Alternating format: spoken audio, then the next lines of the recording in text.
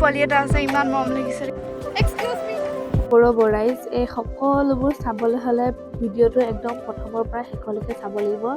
ব'লক তেন্তে ভিডিঅ'টো আৰম্ভ কৰোঁ। Hello' everyone, welcome back to my YouTube channel. নমস্কাৰ সকলোকে, স্বাগতম জনাইছোঁ মোৰ নতুন এটা ভিডিঅ'লৈ। যিহেতু টাইটেল থাম্বনেইল দেখি গমে পালে ক'ত যাব ওলাইছোঁ, তেতিয়াহ'লে ব'লক ভিডিঅ'টো আৰম্ভ কৰি দিওঁ আৰু, নহয় জানো ৰাইজ? এয়া লৈ ল'লোঁ বসন্তিক চলাব লাগে আৰু চুইকে গৈ থাকিব লাগে। তেন্তে ব'লক গৈ থাকোঁ আৰু।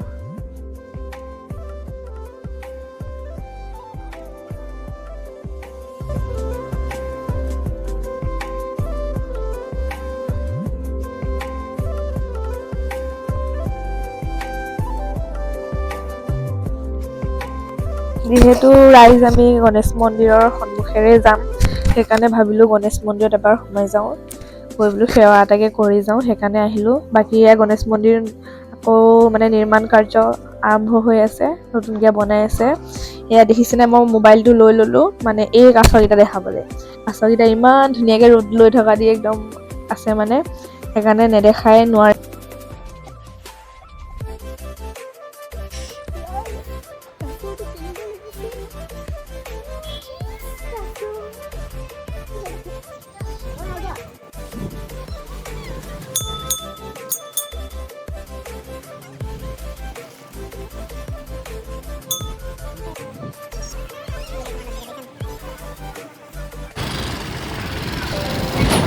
ৰাস্তাটোহে বহুত বেয়া দেই।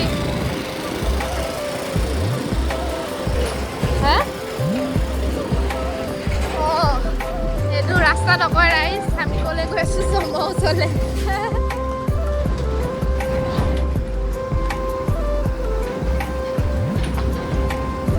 বহুত ধূলি মাত্ৰ এইবিলাক, একদম পলিউশ্যন, বেমাৰী হৈ যাম একদম।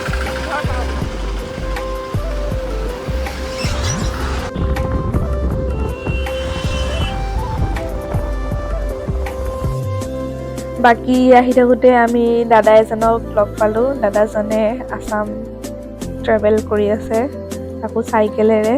এইজনে হ'ল সেইজন ময়ূৰ ব্লগ। যিহেতু অসম ট্ৰেভেল কৰি আছোঁ, বহুতেই বাহিৰত গৈছে চাবৰ কাৰণে, অসমৰ বাহিৰত। এতিয়া আমাৰ পুনৰ অসমতে মই ট্ৰেভেল কৰি পেলাই যিমানখিনি জেগা পাইছোঁ, বা নামঘৰ মন্দিৰৰ পৰা ধৰি ইতিহাসৰ লগত যিবোৰ প্ৰতিমূৰ্তি আছে, সকলোবোৰ স্থানত গৈছোঁ। আৰু সমূহ ৰাইজে মোক ইমানখিনি আদৰ সন্মান কৰিছে আৰু যথেষ্টখিনি ভাল লাগিছে অসমতে ঘূৰি।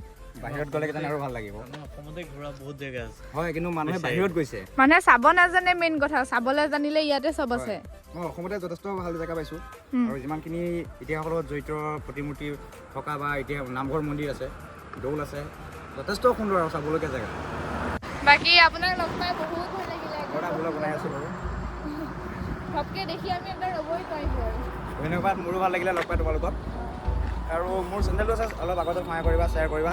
আমাৰ চেনেলটো মই যিমান পাৰোঁ শ্বেয়াৰ কৰি দিম লগৰ বন্ধুবোৰ সকলোকে। তাৰপিছত মোকো আগতে সহায় কৰা। কিয় নকৰিম। মই অসমবাসী ৰাইজলৈ এটাই মেছেজ দিব বিচাৰোঁ যে আমাৰ পুনৰ অসমতে চাবলগীয়া ঠাই বহুত আছে।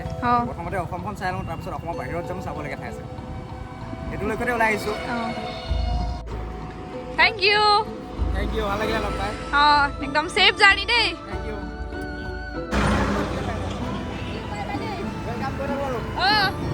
আকৌ লগ পাম। এইখিনিতে ক'ব বিচাৰিম যে ময়ূৰ ভ্লগক আপোনালোকে বহুত বেছি মৰম দিয়ক, যাতে তেওঁ আগবাঢ়ি যায়। আৰু ব'লক এতিয়া আমি আমাৰ লক্ষ্যস্থানলৈ যাওঁ। এয়া ৰাইজ, আমি ফাইনেলি আহি পাই গ'লোহি আমাৰ লক্ষ্যস্থানত। দৌৰি আহিছোঁ আৰু জল্দি দেখাওঁ আপোনালোকক। এয়া সকলোৰে মুখে মুখে থকা গল্ডেন টেম্পল, অৰ্থাৎ অসমত থকা সোণৰ মন্দিৰ। যিহেতু ৰাইজ জোতা চেণ্ডেল পিন্ধি উঠা এলাও নাই, সকলোৱে জোতা চেণ্ডেল খুলি ওপৰলৈ উঠিব বুলি আশা ৰাখিলোঁ। এয়া ময়ো খুলি ল'লোঁ।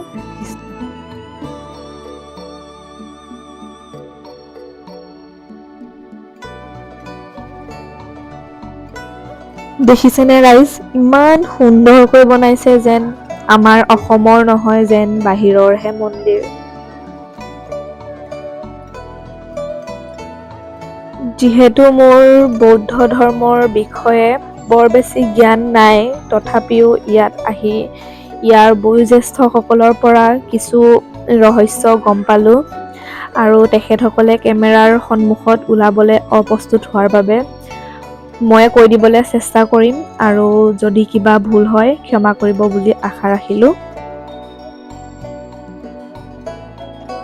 তেওঁলোকে কৈছিল যে 1843 চনত শদিয়াত যেতিয়া ব্ৰিটিছে খামতিসকলৰ ওপৰত আন্দোলন চলাইছিল, তেতিয়াই সেই খামতিসকলৰ আধা খামতি মানুহ নাৰায়ণপুৰৰ বৰপথাৰত অৰ্থাৎ এই ঠাইডোখৰতে বসবাস কৰিবলৈ লৈছিল।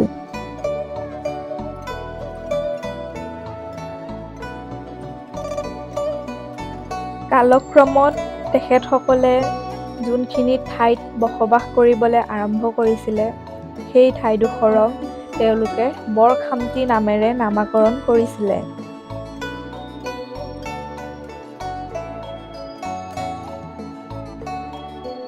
এওঁলোক বৌদ্ধ ধৰ্মাৱলম্বীৰ লগতে বহুত চহকী আছিল বুলি জনা যায়। আমি যেনেকৈ ধৰ্মীয় গৃহ হিচাপে নামঘৰ ব্যৱহাৰ কৰোঁ, মুছলমান লোকসকলে মছজিদ ব্যৱহাৰ কৰে, ঠিক তেনেকৈ এইসকল লোকে বাপুচাং নামৰ শব্দটো ব্যৱহাৰ কৰে। অৰ্থাৎ বাপুচাং মানে হৈছে বুদ্ধ মন্দিৰ।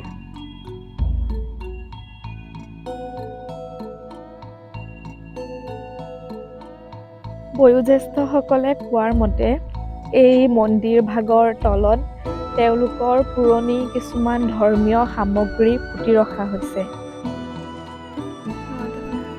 তেওঁলোকে এইটোও ক'লে যে এই মন্দিৰৰ অধিকাৰীজনৰ পৰা অনুমতি লৈ ভিতৰৰ ভাগত সোমাই যদি আপোনালোকে পবিত্ৰ মনেৰে কিবা প্ৰাৰ্থনা কৰে, সেয়া সফল হয় বোলে।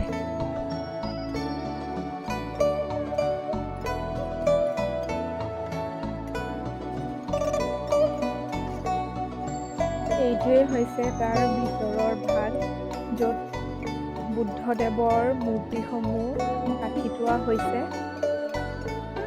যিহেতু ৰাইজ আমি আহি পোৱা অলপ দেৰি হ'ল, সেইকাৰণে দৰ্জা তলা মৰা আছে।